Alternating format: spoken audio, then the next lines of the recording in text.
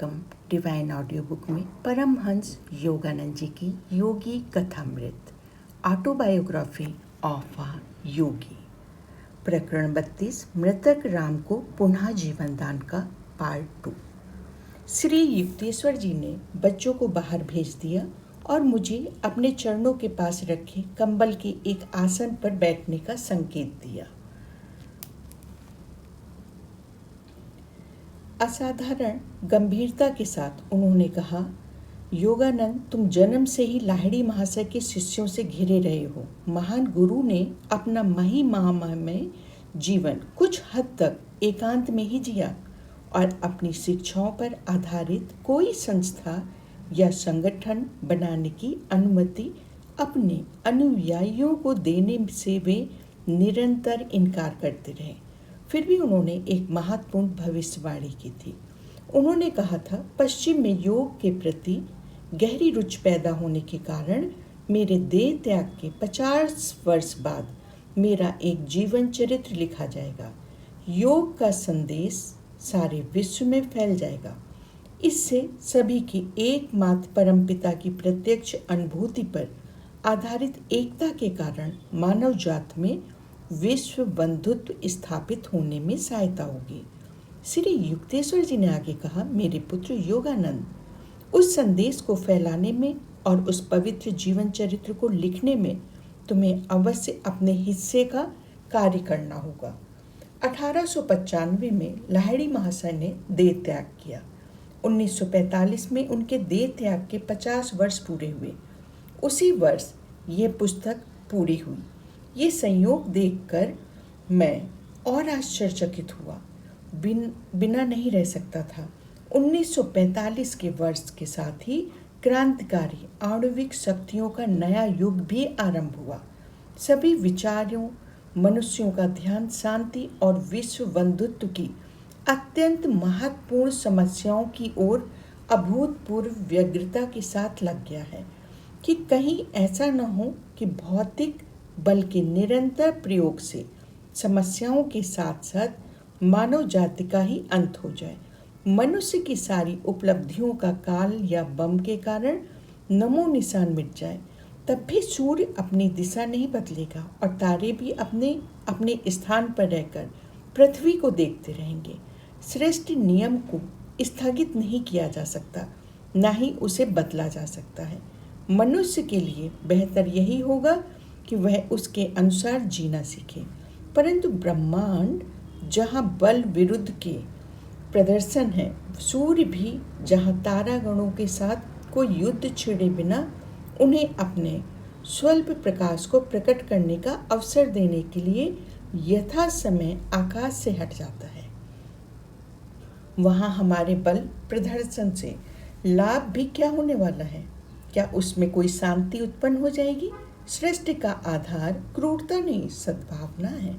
शांति सद्भावना में जीने वाली मानव जाति ही विजय श्री के अनंत फलों का रसास्वादन कर सकेगी, जो स्वाद में रक्त सिंचित भूमि में उत्पन्न किसी भी फल से कहीं अधिक मधुर होगी। मानव हृदयों का बेनाम स्वाभाविक संघ ही प्रभावी राष्ट्र संघ बन सकेगा। इस जगत के दुखों को दूर करने के लिए जिन व्यापक सहानुभूतियों की ओर गहराई में देखें पाने वाली दृष्टि की आवश्यकता है, वो केवल मानव जाति की विविधता के बौद्धिक आकलन से नहीं, बल्कि मानव जाति की सबसे गहरी एकता, ईश्वर के साथ संबंध के ज्ञान से आएगी। विश्व बंधुत्व द्वारा शांति की स्थापना संसार का सर्वोच्च आदर्श है। इस आदर्श को मूर्त रूप देने के लिए योग, जो ईश्वर के साथ व्यक्तिगत संपर्क करने का विज्ञान है, का यथोचित समय सारे विश्व के समस्त लोगों तक प्रसार हो। भारत की संस्कृति अन्य किसी भी देश की संस्कृति से कहीं अधिक प्राचीन है। फिर भी बहुत कम इतिहासकारों ने इस बात की ओर ध्यान दिया कि उसका अभी तक सुरक्षित रहना कोई संयोग मात्र नहीं है, बल्कि पीढ़ी दर पीढ़ी भारत ने अपने महापुरुषों के माध्यम से जो सनातन सत्य प्रस्तुत किए हैं, उनके प्रति भक्ति का तर्कशुद्ध परिणाम है। युग युगांतर से क्या कोई गवेषक कभी सच सच बता सका? निरंतर विकारहीन अस्तित्व बनाए रखकर काल की चुनौती का किसी भी देश की अपेक्षा केवल भारत ने ही सर्वोत्तम उत्तर दिया है। विस्मृति की गर्त में विलुप्त होने से भारत जो बच गया है, इस प्रकाश में देखें तो बाइबल में दी गई अब्राहम की कहानी को भी नया अर्थ मिल जाता है। बाइबल में कहा गया है कि अब्राहम ने प्रभु से प्रार्थना की कि सोडोम शहर में यदि 10 पुण्यात्मा आत्मा भी मिल जाएं तो वे उस शहर को बख्श दें। इस पर प्रभु ने उत्तर दिया, ऐसे 10 लोग भी मिल जाएं तो मैं उस शहर को नष्ट नहीं करूंगा। मिट गए कभी भारत के समकालीन रहे शक्तिशाली राष्ट्रों के साम्राज्य जो युद्ध कलाओं में निपुण थे, प्राचीन मिस्र, बेबीलोनिया, यूनान, रोम। प्रभु के उत्तर में ये स्पष्ट हो गया कि कोई भी देश अपनी भौतिक उपलब्धियों के कारण नहीं, बल्कि अपने महापुरुषों के कारण जीवित रहता है।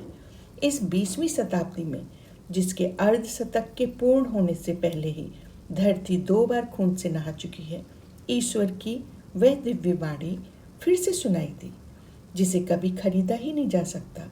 उस निष्पक्ष न्यायाधीश की दृष्टि में महान हूँ, ऐसे 10 लोग भी जिस देश में होंगे, वह देश कभी मिट नहीं सकेगा। ऐसी धारणाओं को मानने के कारण ही भारत काल के हजारों छल कपटों के आगे बुद्धिहीन सिद्ध नहीं हुआ। हर शताब्दी में आत्मज्ञानी गुरुओं ने अवतार लेकर उसकी भूमि को पवित्र किया है। लाहिड़ी महाशय और श्री युक्तेश्वर जी जैसे क्राइस्ट सदृश अर्वाचीन योगी आज भी ये उद्घोष कर रहे हैं कि मनुष्य के सुख, स्वास्थ्य और राष्ट्र के दीर्घ जीवन के लिए योग का ज्ञान, जो ईश प्राप्त की विज्ञान है, अतः अति आवश्यक है। अभी तक लाहिड़ी महाशय के जीवन एवं उनकी सर्व को उपयोगी शिक्षाओं के बारे में बहुत कम जानकारी छपकर प्रकाशित हुई है। 3 दशकों में भारत, अमेरिका और यूरोप में मोक्षदायक योग के संदेश में गहरी और सच्ची रुचि देख रहा है। अतः लाहिड़ी महाशय के लिखित जीवन वृत्तांत को, जैसे कि उन्होंने भविष्यवाणी की थी, पाश्चात्य जगत में तीव्र आवश्यकता है, जहां महान योगियों के जीवन के बारे में लोगों को अत्यंत कम जानकारी है। लाहिड़ी महाशय का जन्म 30 सितंबर 1828 ईस्वी को एक धर्मनिष्ठ प्राचीन ब्राह्मण कुल में बंगाल के नदिया जिले में स्थित धुर्नी ग्राम में हुआ था। वे आदरणीय श्री गौर मोहन लाहिड़ी की दूसरी पत्नी श्री मुक्तकाशी की संतानों में एकमात्र पुत्र थे। उनके बचपन में ही उनकी माता का भी देहांत हो गया। उनकी माता के बारे में बहुत कम जानकारी उपलब्ध है, सिवाय इस महत्वपूर्ण तथ्य की कि वे शास्त्रों में जिन्हें महायोगीश्वर कहा गया है, उन भगवान शिव की अनन्य भक्त थी। लाहिड़ी महाशय का पूरा नाम श्यामाचरण लाहिड़ी था।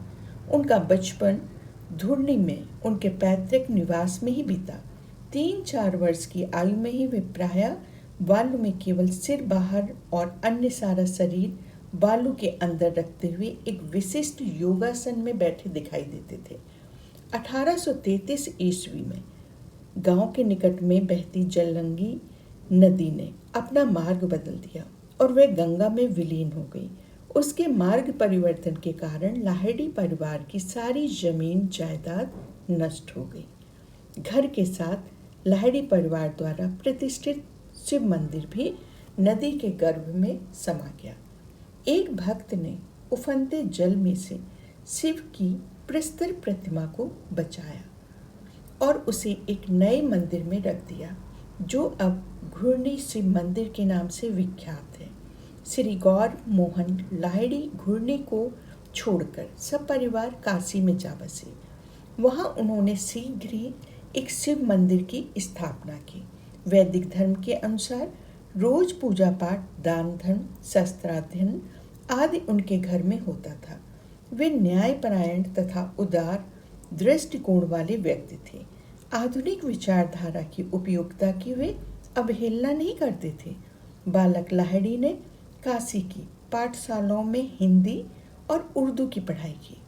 उन्होंने जय नारायण घोषाल के विद्यालय में संस्कृत, बंगाली, फ्रेंच तथा अंग्रेजी की शिक्षा प्राप्त की।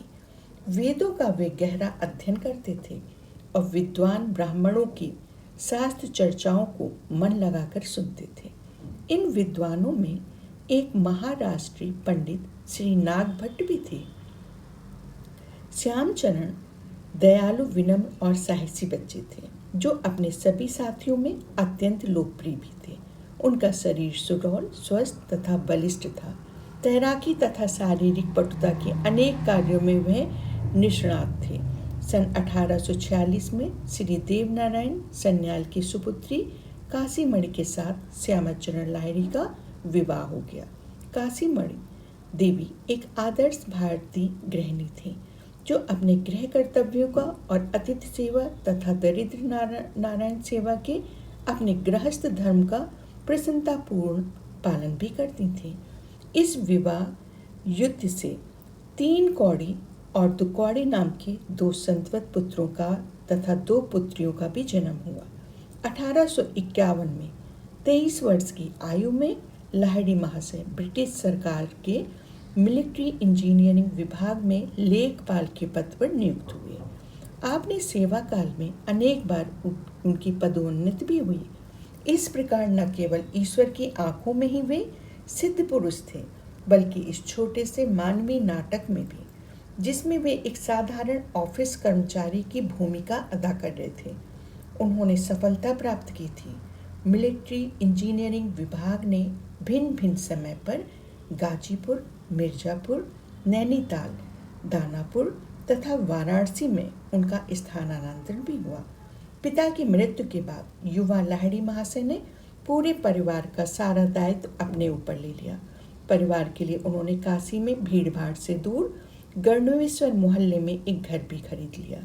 लाहिड़ी महाशय के जीवन के 33वें वर्ष में उस उद्देश्य की पूर्ति हुई जिसके लिए उन्होंने इस धरा पर पुनः जन्म लिया था।